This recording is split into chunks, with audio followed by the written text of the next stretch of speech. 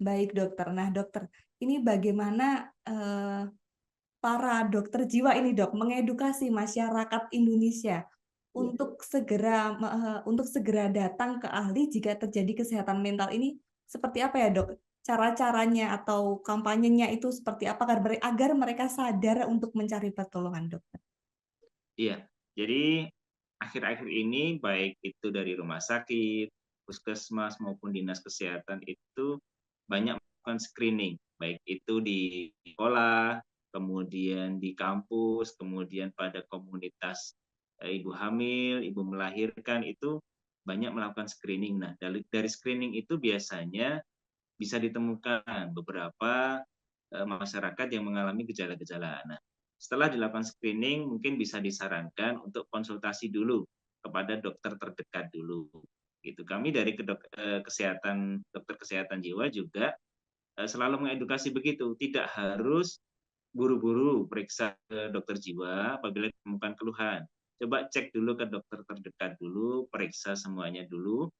Yang paling sering tuh akhir-akhir ini misalnya gangguan lambung ya.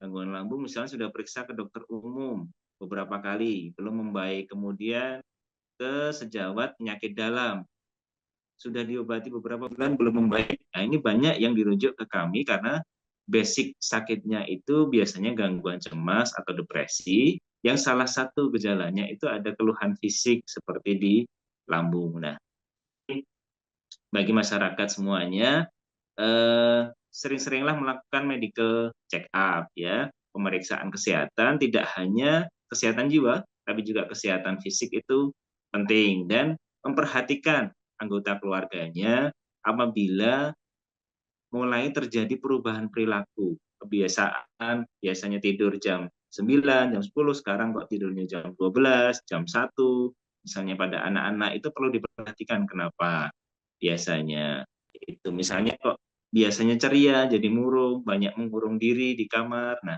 itu perlu diperhatikan anggota keluarganya sehingga bisa dikenali ya.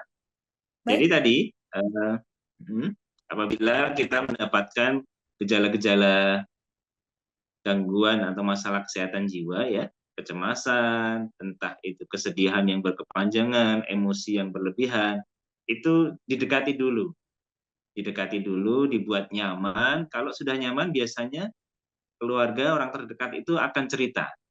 Tetapi kalau langsung ditanya, kamu kenapa? Ada masalah apa? Biasanya malah menutup diri begitu. Jadi kita buat nyaman, kita buat dia merasa dekat dengan kita. Setelah itu dia akan banyak mengungkapkan. Setelah itu baru kita bisa memberi saran.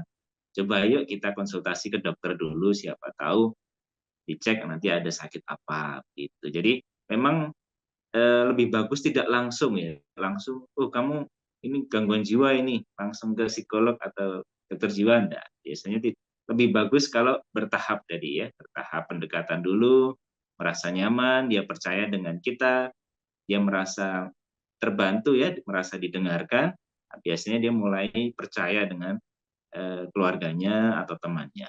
Begitu, Mbak. Baik dokter.